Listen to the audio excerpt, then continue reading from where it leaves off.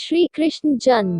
भाद्रपद कृष्ण पक्ष की अष्टमी को रात के 12 बजे मथुरा के राजा कंस की जेल में वासुदेव जी की पत्नी देवी देवकी के गर्भ से 16 कलाओं से युक्त भगवान श्री कृष्ण का जन्म हुआ था। इस तिथि को रोहिणी नक्षत्र का विशेष महात्म्य है। इस दिन देश के समस्त मंदिरों का श्रृंगार किया जाता है। कृष्णावतार के उपलक्ष्य में झांकियां सजाई जाती है। भगवान कृष्ण का श्रृंगार करके झूला सजाया जाता है। स्त्री पुरुष रात के 12 बजे तक व्रत रखते हैं। रात को 12 बजे शंख तथा घंटों की आवाज से श्री कृष्ण की जन्म की खबर चारों दिशाओं में गूंज उठती है। भगवान श्री कृष्ण की आरती उतारी जाती है और प्रसाद वितरण किया जाता है। प्रसाद ग्रहण कर व्रत को खोला जाता है। कथा द्वापर युग में पृथ्वी पर राक्षसों के अत्याचार बने लगे। पृथ्वी गाय का रूप धारण कर अपनी कथा सुनाने के लिए तथा उद्धार के लिए ब्रह्माजी के पास गई। ब्रह्माजी सब देवताओं को साथ लेकर पृथ्वी को विष्णु के पास क्षीर सागर ले गए। उस समय भगवान विष्णु उन्नत शैया पर शयन कर रहे थे। स्तुति करने पर भगवान की निद्रा भंग हो गई। भगवान ने ब्रह्मा एवं सब देवताओं को देखकर उनके आने का कारण पूछा तो पृथ्वी बोली, भगवान मैं पाप के बोझ से दबी जा रही हूँ, मेरा उद्धार कीजिए। यह सुनकर विष्णु बोले, मैं ब्रज मंडल में वासुदेव की पत्नी देवकी गर्भ से जन्म लूंगा। तुम सब देवतागण ब्रज भूमि में जाकर यादव वंश में अपना शरीर धारण कर लो। इतना कहकर अंतर्ध्यान हो गए। इसके पश्चात देवता ब्रज मंडल में आकर यदुकुल में नंद यशोदा तथा गोप गोपियों के रूप में पैदा हुए। द्वापर युग के अंत में मथुरा में उग्रसेन राजा राज्य करता था। उग्रसेन के पुत्र का नाम कंस था। कंस ने उग्रसेन को बलपूर्वक सिंहासन से उतारकर जेल में डाल दिया और स्वयं राजा बन गया। कंस की बहन देवकी का विवाह यादव कुल में वासुदेव के साथ निश्चित हो गया।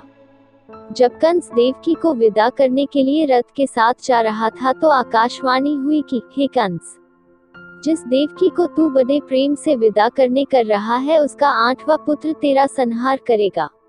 आकाशवाणी की बात सुनकर कंस क्रोध से भरकर देवकी को मारने को तैयार हो गया। उसने सोचा ने देवकी होगी न उसका पुत्र होगा। वासुदेव जी ने कंस को समझाया कि तुम्हें देवकी से तो कोई भय नहीं है, देवकी की 8वीं संतान में तुम्हें सौंप दूंगा। तुम्हारे समझ में जो आए उसके साथ वैसा ही व्यवहार करना। कंस ने वासुदेव जी की बात स्वीकार कर ली और वासुदेव देवकी को कारागार में बंद कर दिया। तत्काल नारद जी वहां पहुंचे और कंस से बोले कि यह कैसे पता चला कि 8वां गर्भ कौन सा होगा, गिनती प्रथम से या अंतिम गर्भ से शुरू होगा। कंस ने नारद जी के परामर्श पर देवकी के गर्भ से उत्पन्न होने वाले समस्त बालकों को मारने का निश्चय कर लिया। इस प्रकार एक एक करके कंस ने देवकी के 7 बालकों को निर्दयता पूर्वक मार डाला। भाद्रपद के कृष्ण पक्ष की अष्टमी को रोहिणी नक्षत्र में श्री कृष्ण का जन्म हुआ। उनके जन्म लेते ही जेल ही कोठरी में प्रकाश फैल गया।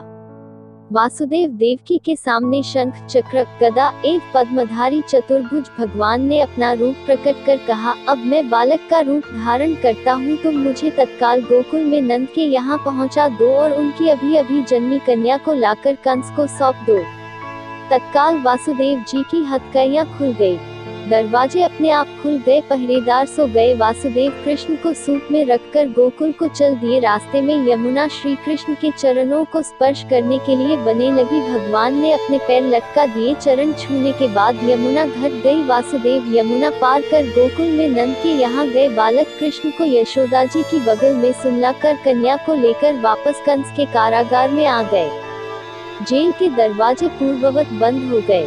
वासुदेव जी के हाथों में हथकड़ियां पड़ गई। पहरेदार जाग गए। कन्या के रोने पर कंस को खबर दी गई। कंस ने कारागार में जाकर कन्या को लेकर पत्थर पर पटक कर मारना चाहा, परंतु वह कंस के हाथों से छूटकर आकाश में उड़ गई और देवी का रूप धारण का बोली, हे कंस, मुझे मारने से क्या लाभ, तेरा शत्रु तो गोकुल में पहुंच चुका है। यह दृश्य देखकर कंस हतप्रभ और व्याकुल हो गया।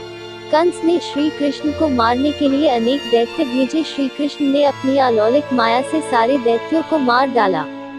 बड़े होने पर कंस को मारकर उग्रसेन को राजगद्दी पर बैठाया। श्री कृष्ण की पुण्य तिथि को तभी से सारे देश में बड़े हर्षोल्लास से मनाया जाता है।